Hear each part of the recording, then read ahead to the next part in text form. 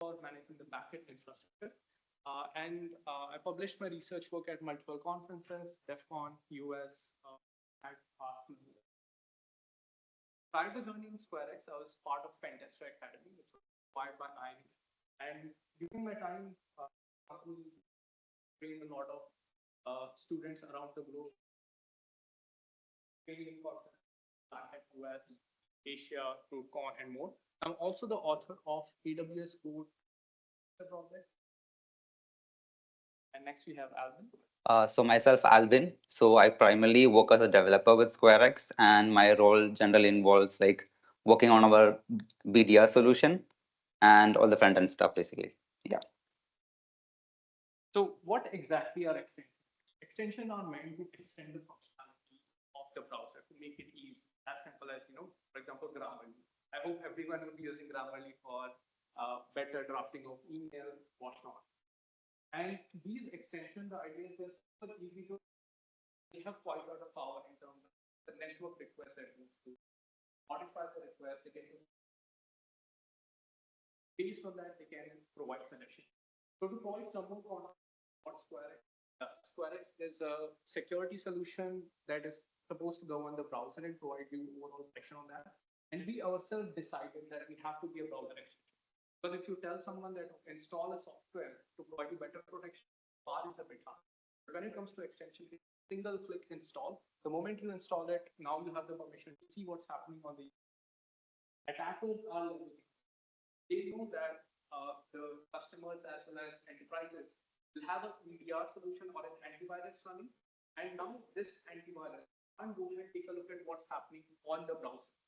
And due to which, if you have a malicious extension that can sniff off the credential anytime you're entering your password, or take it and send it to backend server.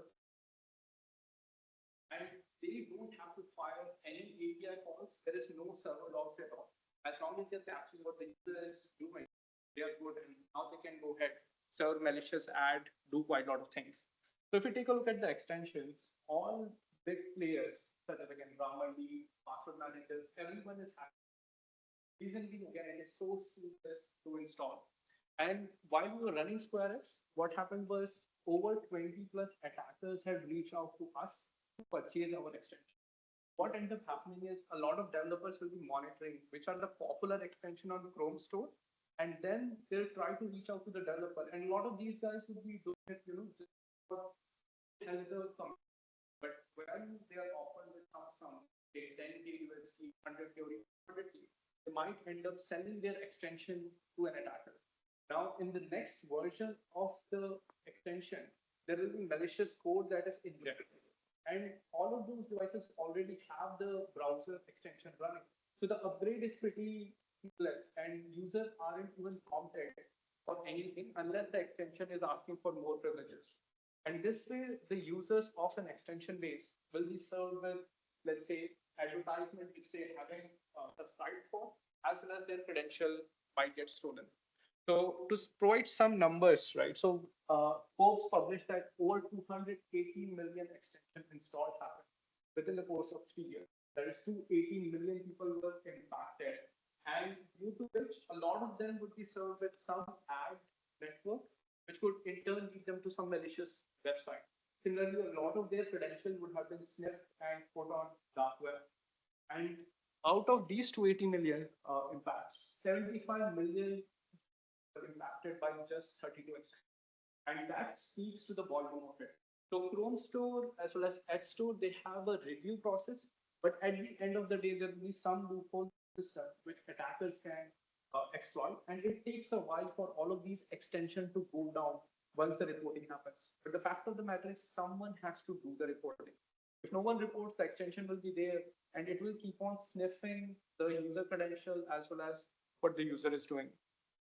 So before we take a look at how a malicious extension and what the damage they can cause, we'll first understand the structure of extension and how they work. So like Jeswin was saying, before we like dig deeper into how extensions are able to do all this nasty stuff, we need to understand how an extension works and how a little bit of how browser deals with extensions.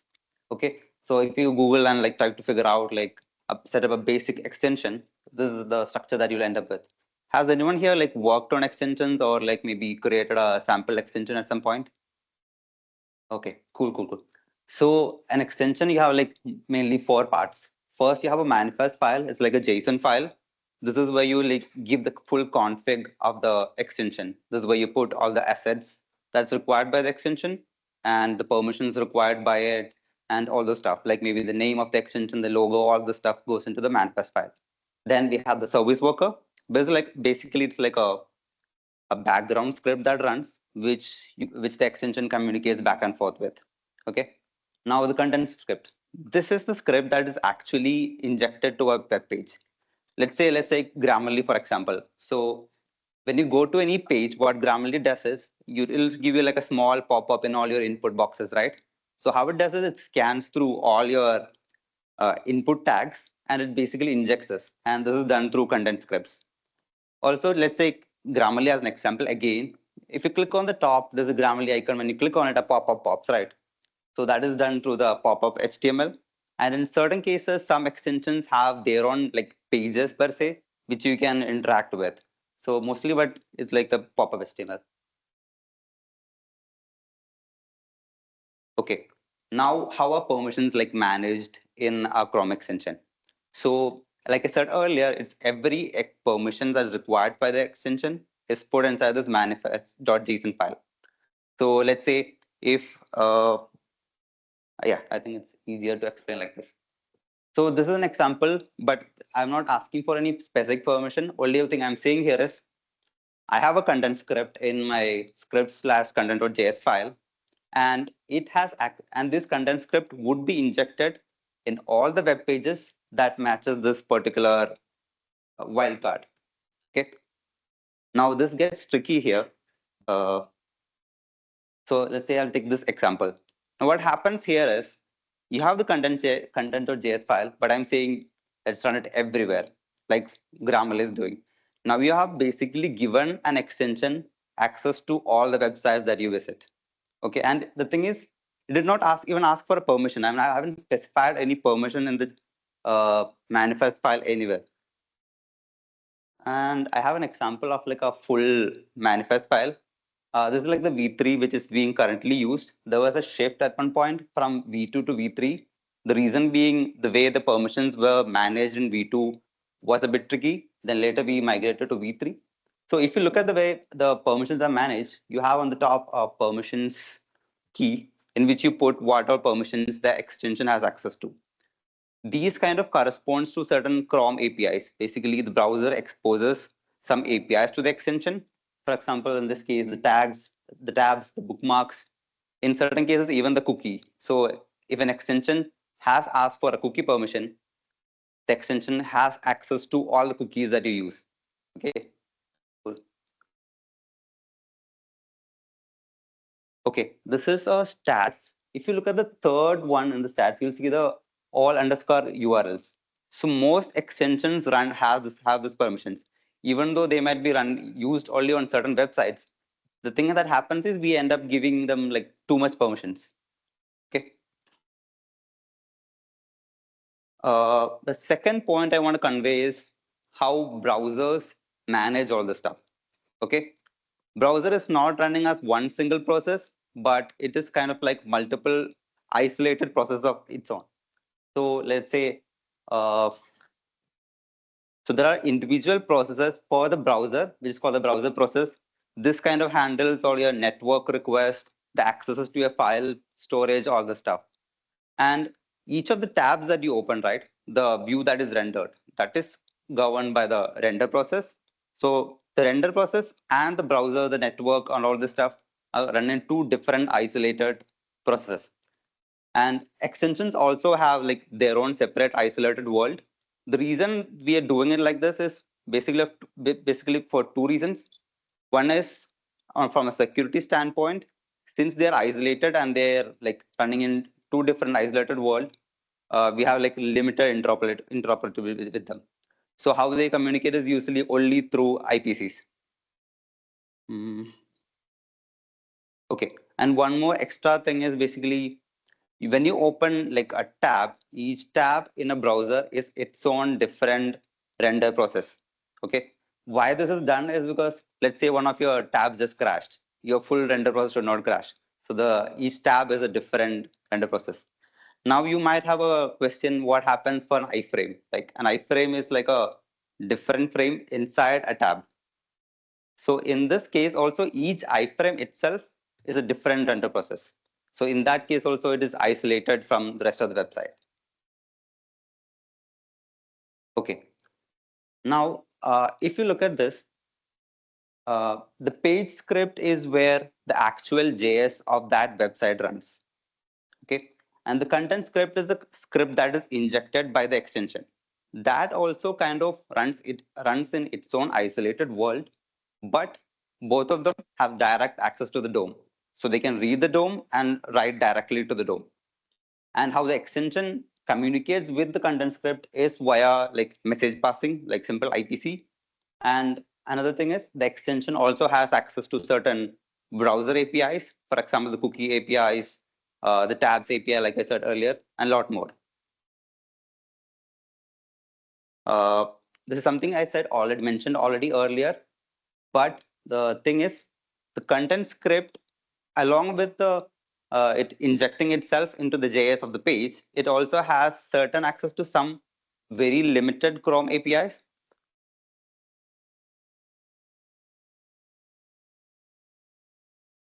Okay, now coming back to the last one, the service worker. So the service worker cannot directly inject anything onto the web page.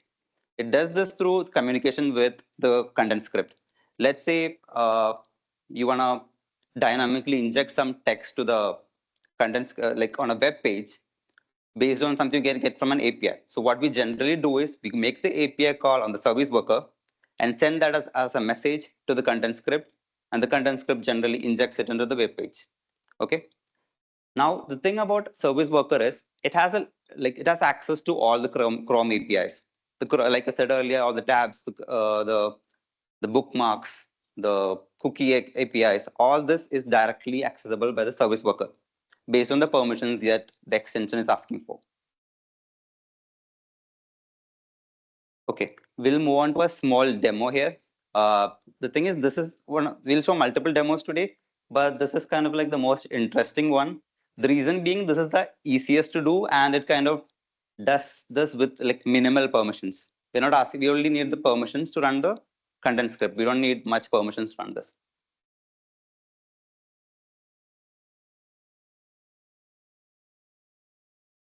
So here we are visiting a simple Zoom page, and you might have seen that the extension is currently turned off.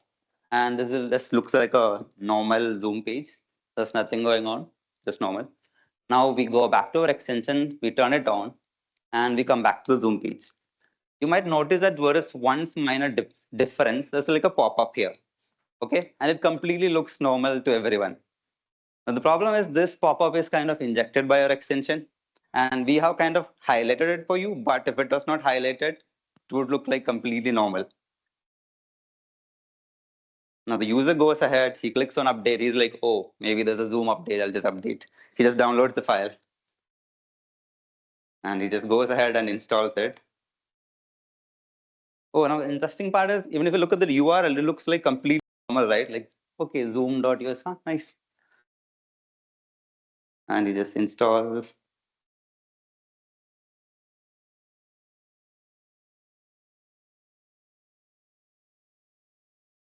Cool. That is pretty easy to do. Now, if you look at the URL, I'll also explain how we did. I'll also explain how we did the URL part. So there is something called blobs, which is like a form of file. We can do this without any API calls in the background. This download was complete done without any API calls in the background. Only thing we need to do is we put the malicious code, we package the malicious code along with the extension. Let's say we put it as base64, and we create a blob out of it. Now there's something called a blob URL. This is like a pointer to all the blobs that we create. We create a blob URL, then we just trigger a download. And all of this can be done on the content script. Now from outside, maybe let's say we have an EDR solution or something that looks at the download, it feels like the download was actually triggered by the website, and not by the extension. Nobody knows that the extension was even involved because the extension is actually working in the context of the page. Okay.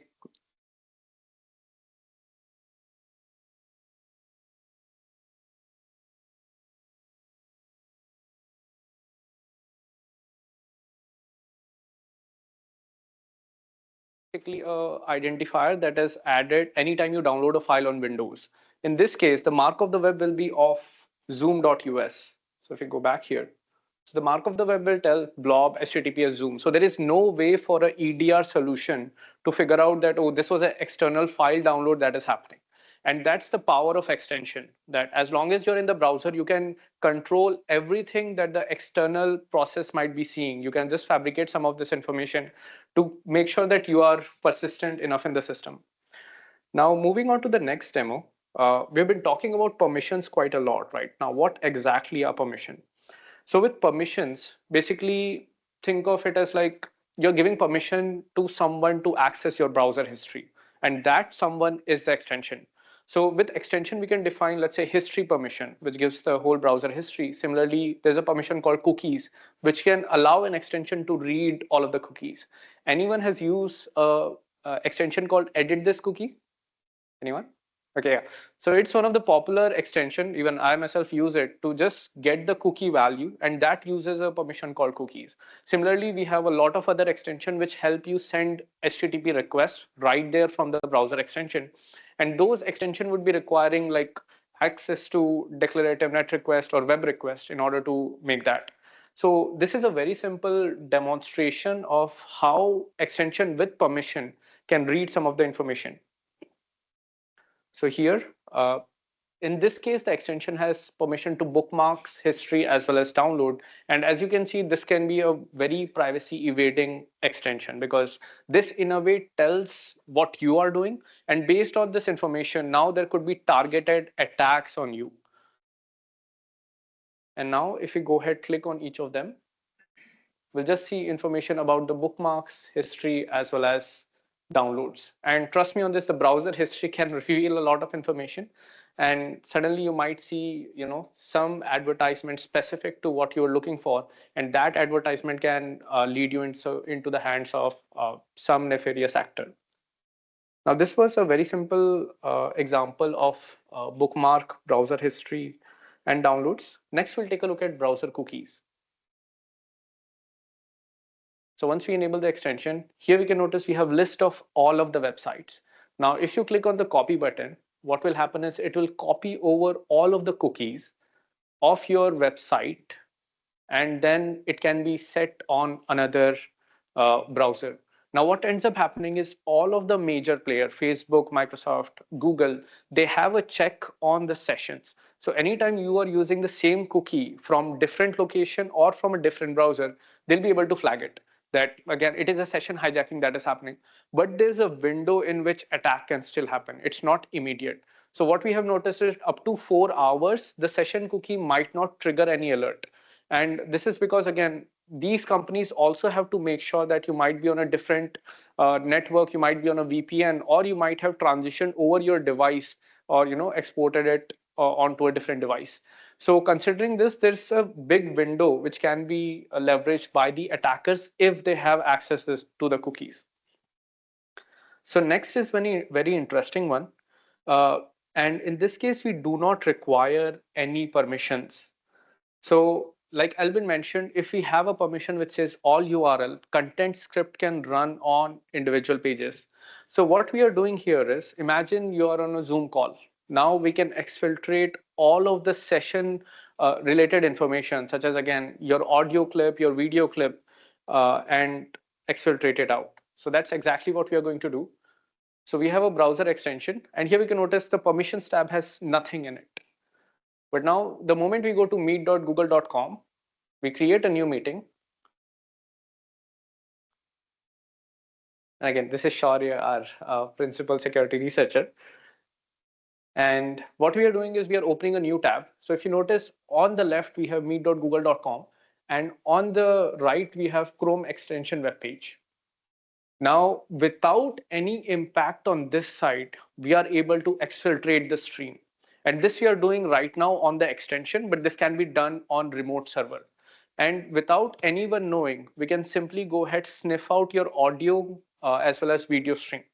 So imagine that now you're on a Zoom call and apparently you're talking to your boss over some sensitive conversation. All of those can be leaked out very easily with the extension. And what we have noticed in the whole enterprise security space is that a lot of companies restrict installation of extension, but a lot of them do not. And especially since the AI boom, a lot of employees are now trying to advance or enhance their productivity with extension that can help them. And these AI related extension are malicious extension in nature. So we'll come to a case study if time permits in some time. Now this was one. This is another interesting one where we go ahead hijack an account. Now stealing the credentials, stealing the cookies is, I'd say, still can still lead to some alerts happening on the server side, because let's say someone steals the credential, people can figure out, oh, the location is different, the device is different. If someone steals the cookie, the same thing happens, the location or the device is different. But what if I told you with a browser extension, we have a way that we don't have to take a look at all of this information, but we can simply add ourselves to the platform. Because we are running as a browser extension, any request that we make from the browser goes on behalf of the user. So this is one such example. Right now, we have a user logged on to github.com, and we can notice we have SPS demo is the user. And we have a couple of, or like one repository here, and there is no one in the repository as a contributor. Now, what we can do is the moment we enable the extension, we'll enable the extension. And now if we go back to the same repository, as you can notice, something happened in the meantime. And a lot of times user wouldn't notice this because it's happening in a fraction of a second. If you go back to the repository, and now suddenly you'll see that a collaborator has been added. So this is basically, the extension forging request on behalf of the user. And the websites such as GitHub, Facebook, no one at this point in time can detect that it was an extension, not the user. So all of those actions will go completely unnoticed. And this way, anyone can remain silently within the organization. Now imagine that if a attacker adds themselves to a GitHub organization of an enterprise, all of the source code, everything is with them. And one of the big attack we saw recently was on GitHub. What attackers did was they tagged the developers, and then a notification from GitHub was sent to those developers. The developers went back to the link, and there was apparently a phishing link which gave the attackers access to the token of the user. So it was an OAuth based attack. Now, the moment the developer authorized that application had access of the developer's GitHub account, which in turn gave them access to the enterprise repository. The attacker then deleted all of those repositories and then asked for ransom. Now imagine how easy it is to do with such an extension. Now coming to the last demo, and this is a very interesting one. So as a browser extension, we can figure out what all extensions are present on the device. So what we do here is we have one password extension installed, and currently our extension is not enabled. We go to HubSpot, and if we take a look at the login page, we'll see that there's a one password icon here. So another extension can pick up all of this information. It can figure out that, oh, some other extension has injected some script. Similarly, a lot of times extensions expose some of their public assets. By public asset, here could be the image that is used by one password to show the icon on top. So all of this an extension can hit and figure out that there is a presence of one password. So once we know that there is presence of one password, what we can do is our malicious extension, just a second, will sign out in this case. And next we'll enable our extension. And now our extension understands that there is presence of one password. So what it will do is it removes the official one password link or the icon and puts a malicious one. The moment you click on it, now it takes you to the malicious extensions page where we have replicated what exactly one password is doing. The login page, everything is same. And most of the time users wouldn't even take a look at the URL to figure out, this is not one password, but again, it's the malicious extension that is there. So from a user's perspective, and to be honest, it's very difficult to remember the extension ID.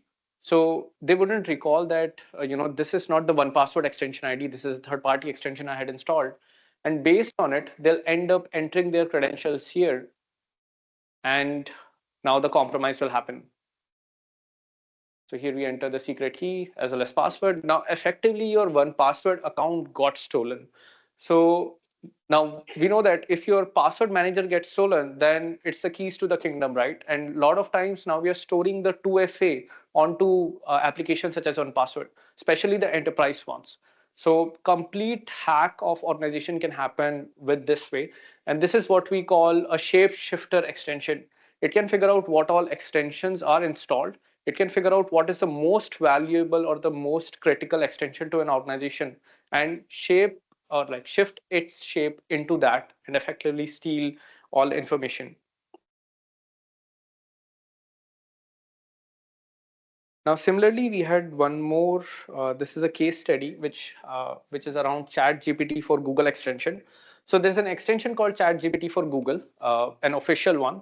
So what attackers did was they created a same one with the same name, but the extension itself was different. So here we can notice again, it has over 1 million users, it has over 7,000 users. And now they're leveraging the whole sponsored ad network. So what you can do is you can pay Google to have your extension, have your website come up on top, and all of those will appear under like sponsored section. And to be honest, I never trust them. I'll just scroll down and actually visit the website. So what attacker did was all they went ahead, paid Google to have their link come up on top. And the users search for, how to enhance their productivity. And this is one of the first results they'll get. So they ended up downloading the malicious extension. And what happened was this is an open source extension on the right. They took the same code base and they introduced some small thing here. So now what happens is, again, it was a sponsored ad-based attack. So you install the extension. The moment the extension get installed, there was a block of code that used to run, which was this one. So as you can notice, we have browser.runtime.on installed add listener. So again, extension is based on event-based hooks. So anytime something happens, we can hook into the event and trigger ourselves. So it gets triggered during the installation. And what it does at this point in time, if you notice on this line, so it says browser, and then we have cookies value set in GN. So browser.cookies.getAll. So it retrieves all of the cookies that are present on the browser, and then it figures out whether it was a Facebook, which would be in the next slide. Yeah. So here it figures out that whether the credential or the cookies are of Facebook, and then it simply goes ahead and creates an encrypted AES string. And that string is then exfiltrated out into a HTTP call. So this way, anytime an extension gets installed, it is effectively reading all of your cookies. It's figuring out what are the ones corresponding to Facebook. It picks those, encrypts those, and makes a simple API call. So with very small modification, and as you can notice, this is a very small block of code. They took the original extension, inserted this, and now hosted it. Now 7,000 users were impacted, or even more could have been impacted. And all of them, their Facebook account was being used. And sadly, these accounts were compromised, and they were used to promote, terrorism with, ISIS banners and whatnot. And this is just an example of what happens with malicious extension. We have actually seen a lot of data leaks dump on dark web, which can only be possible if you have malicious extension. Otherwise, a malware can be running, which is logging all of the keystrokes. But again, to have that level of accurate information, let's say username, password, what is, let's say, a key phrase, the security question, all of those is only possible with malicious extension. Now the question arises, how can we defend against browser extension? So as a consumer, as well as an employee, or someone who is managing the security of the organization, we need to go ahead, review the extension really well. Chrome Store reviews are not sufficient because again, they are meant for they are meant for deliverability and scalability. So in the review process, there might be some holes, which there are. And again, as an admin, as a security team, as a consumer, we should definitely ourselves do sufficient amount of review. So our recommendation is take a look at whether the extension is in the featured list, whether it has over like 10 million users, whether it is hosted or served by a popular company. And in case if you want to dig a bit deep, we have a couple of static analysis tool. So CRX Cavator was a really good one. Similarly, we have EXT analysis, which will provide you static analysis results. At this point in time, there is no dynamic analysis framework, and that is something SquareX has worked on, and we'll open source it soon. In case if you want to do a bit of dynamic analysis, you can start Chrome with a special flag, which is enable extension activity logging, which will provide you detailed insights into what are the API calls an extension is making. Again, it's a lot of information, and that's where SquareX's solution will help in narrowing down on the nature of those API calls. And at the last, if you want to be a lot more cautious, you can build out an extension yourself. And with the management permission, you can go ahead, disable other extension. So you can have a small extension running and give it to your colleagues or spread it within the company, which goes ahead, disables the extension if it doesn't match appropriate number of checks. And always analyze the resources the extension is accessing. All URL is dangerous. It's very, very dangerous. Similarly, analyze the permission set as well. And be very aggressive in terms of the behavior of the extension. So if it is hosted or if it is created by a developer and it is not backed by a company, you have to be cautious, because there is a risk that the extension at some point in time will get purchased, and in the future version a malware is going to run on the browser and effectively steal all the information there is. Any questions? Yeah.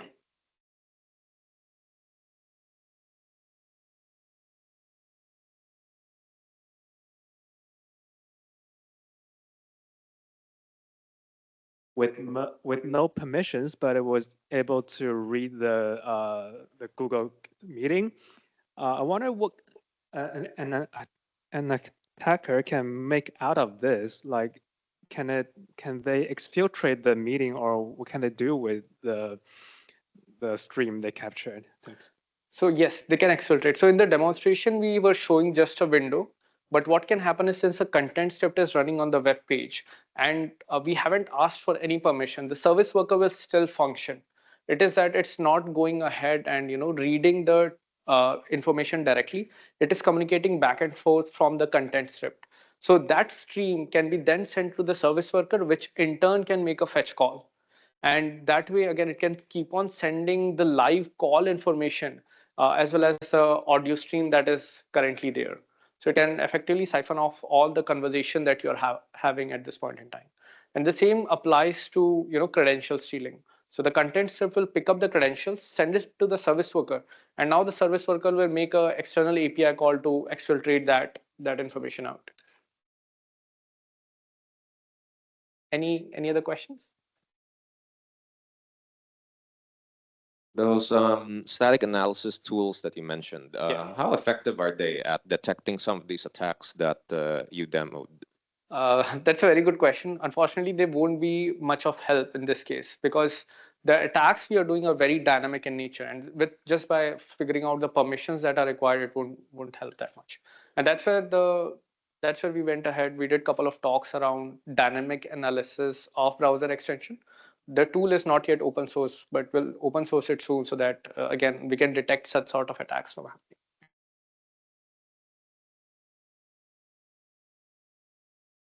There's one more question.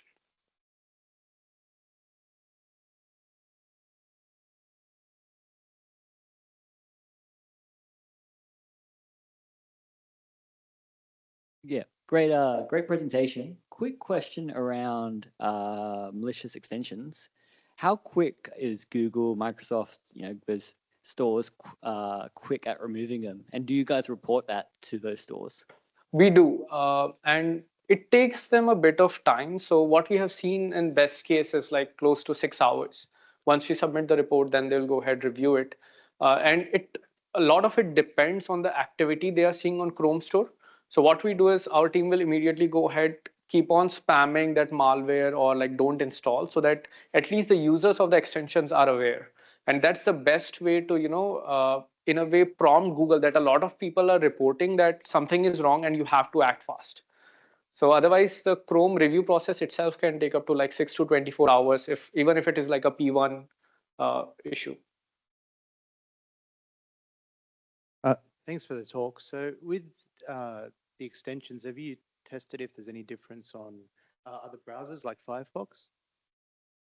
So Firefox does not have some of the capabilities. Similarly, Safari does not have some of the capabilities. So for example, let's say for file downloads, those APIs might be a bit restrictive. But the attacks that we demonstrated today with the content stripped, all of those are still applicable on all of the browsers. So content stripped, the logic and everything exists and it's pretty similar across all major browsers. Just one other question. With the extension, so does that, if they want to update the permissions, does the user always get notified, or can they update it, like if they sell the extension? So when it comes to permission, there are two sets of permission. One is optional permission. One is your regular permission. So the moment you go ahead and ask for a regular permission, let's say at one point in time, there was no additional permission, but in the future version, a new permission was introduced. At that point in time, the extension will automatically get disabled on the user's browser. And then they manually have to enable it because again, during the upgrade, a new permission was introduced. But now what attackers would do is they'll ask for optional permission. So with optional permission, the extension does not get disabled.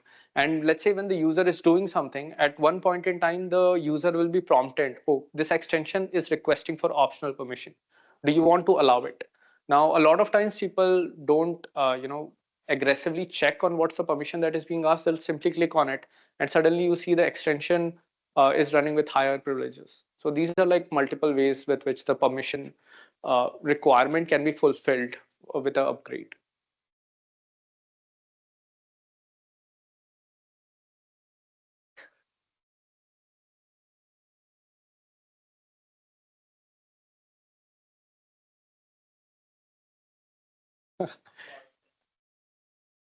That's a very good question. So to be honest, all of them are at risk in the same way. So if you want to transition back to Internet Explorer, that might be a good idea. But apart from that, again, all of the extensions are at similar risk. And in a way, it's pros and cons, right? So it adds quite a lot of value, such as Grammarly or pause. So it makes it super easy. But again, where there is pro, there will always be some negatives. And this is something I hope the industry is able to accommodate very soon. So to help this out, we have SquareX, which is a BDR, browser detection and response solution. And we are doing exactly this, that by remaining on the browser, we can figure out what's going wrong and prompt the user, prompt the employer, the organization about the risks that are there, and in a way to try the control or the damage that an attacker can do. Okay. Thank you so much, everyone. I hope everyone enjoyed it.